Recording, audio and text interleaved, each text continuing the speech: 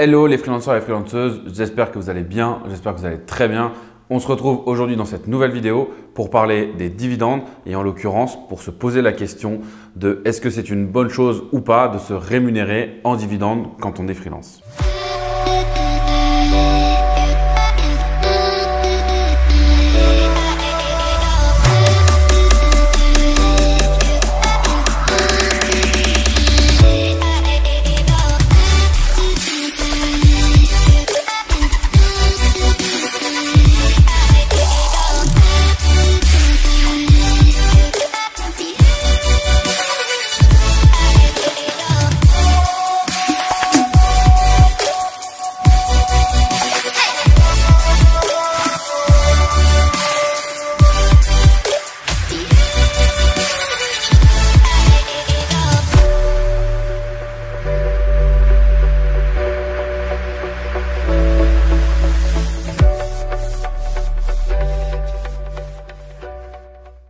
Avant de démarrer cette vidéo, je t'invite à checker dans la description, tu as des liens pour notamment réserver un appel gratuit ensemble. Si ces problématiques de dividendes, de rémunération, de charges, d'impôts, etc.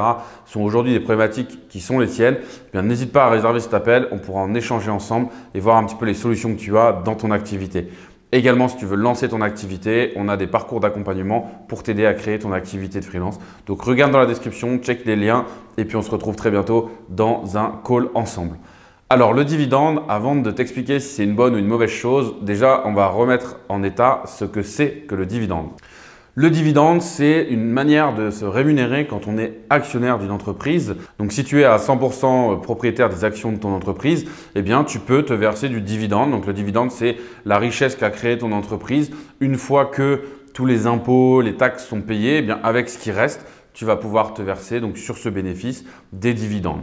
Donc il faut bien être conscient que c'est un mode de rémunération qui est atypique, on va dire, qui est différent en tout cas des modes de rémunération classiques comme le salaire ou la rente, pour la simple et bonne raison que le dividende, c'est une rémunération qui va être différée. Donc ce n'est pas une rémunération immédiate, c'est une rémunération que tu vas percevoir au bout de un an et demi, puisqu'il faut que ton exercice comptable soit fini, que le bilan soit fait et que tu puisses à ce moment-là définir le montant du dividende que tu peux te verser.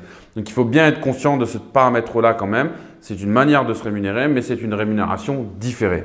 Ce qu'il faut également comprendre, c'est que le dividende, c'est une manière de se rémunérer donc différée, mais qui est également réglementée. En tout cas, il y a des règles à respecter.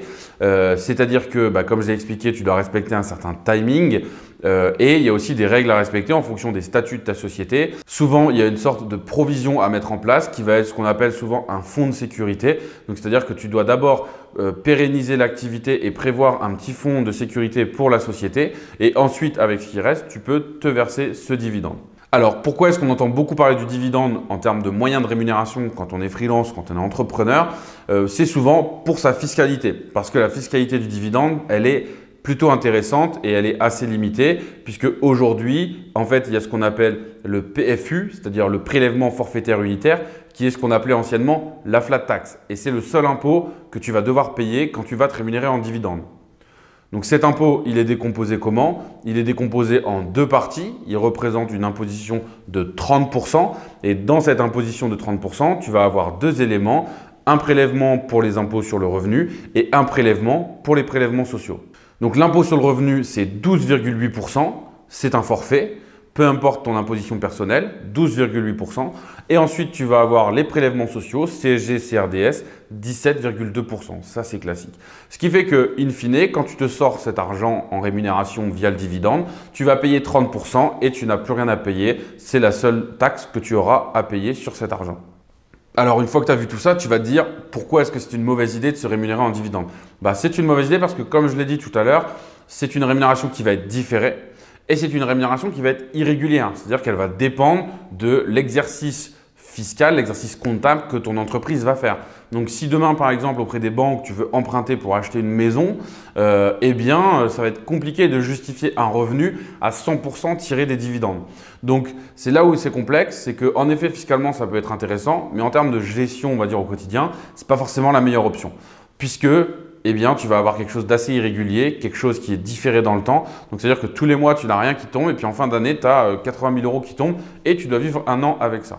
Donc ça entraîne des contraintes qui sont quand même lourdes à prendre en compte dans ta vie de tous les jours. Autre point important, c'est un revenu du capital, mais c'est un revenu quand même au niveau fiscal notamment, ça va être considéré comme un revenu. Donc ça va avoir des incidences. Si par exemple aujourd'hui tu as des aides comme l'ACRE au niveau du Pôle emploi ou le maintien de la RE, le fait que tu te verses ce dividende en fin d'année est une forme de revenu qui va très certainement, pour pas dire sûrement, remettre en cause le fait que tu puisses percevoir ces aides. Donc bien faire attention aussi, ça a beau être un dividende et non pas un salaire, c'est une source de revenus et ça va rentrer en compte dans des logiques d'aide et de Pôle emploi. Donc bien faire attention à ça parce que tu ne vas pas pouvoir cumuler les deux. Et tu risques d'être redevable en deuxième année de ce que le Pôle emploi t'a versé en première année ou en tout cas au moins du delta entre les deux. Autre chose importante à savoir avec les dividendes, tu ne vas pas valider de trimestre de retraite avec le dividende. Le dividende n'est pas un revenu du salaire, un revenu du travail, c'est un revenu du capital. Donc ça ne va pas cotiser pour tes retraites et pour tout ce qui va être également sécurité sociale. Donc bien faire attention à ça parce que c'est une rémunération, c'est une source de rémunération pour toi en tant que dirigeant, mais c'est une source de rémunération qui est totalement différente de celle du salaire sur tous les éléments que je viens d'expliquer précédemment. Donc, quelle est la solution? Tu vas me dire, c'est une bonne idée, c'est pas une bonne idée. Pour moi, la meilleure solution, c'est de faire un compromis. C'est-à-dire de pouvoir te verser un minimum de revenus réguliers par l'intermédiaire du salaire pour avoir quand même quelque chose tous les mois, d'avoir quelque chose de régulier et de fixe et de pouvoir compléter en fin d'année avec un dividende qui peut être plus ou moins important en fonction de l'activité que tu as eue et du résultat que tu as eu sur ton année fiscale et ton année comptable. Mais c'est de venir mixer les deux pour quand même avoir de la régularité, avoir du revenu immédiat, ce qui sera bien par exemple pour les banques, ce qui te permettra de cotiser, retraite, URSSAF, etc. et de venir compléter avec une rémunération en dividende qui a du coup une fiscalité plus intéressante, mais qui permet de venir faire à la fin de l'année un package global qui est plus intéressant pour toi en termes de revenus. Donc voilà un petit peu ce que je pouvais te partager comme information sur ce modèle de rémunération. Si tu te poses des questions là-dessus, n'hésite pas à réserver un call ensemble. Comme ça, on en discutera par rapport à ta situation personnelle. Je le rappelle, je le dis souvent, mais c'est du cas par cas à chaque fois. Ce sont des problématiques qui sont très personnelles. Est-ce que tu es marié? Est-ce que ta femme a des revenus, gros revenus? Tu es propriétaire de ta maison ou pas? Enfin voilà, il y a énormément de paramètres qui rentrent en compte.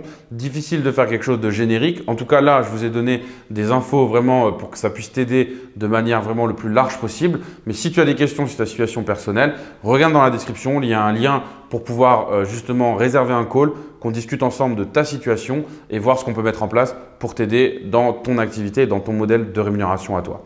Voilà, j'espère que cette vidéo t'a plu. N'hésite pas à t'abonner à la chaîne pour plus de contenu et ne pas rater les prochaines vidéos. Mets-nous un like si le sujet t'a intéressé et si tu as des questions, n'hésite pas à les mettre en commentaire. Moi, je te dis à très bientôt sur la chaîne de freelancer.io. D'ici là, que ton business se porte bien. À bientôt. Ciao.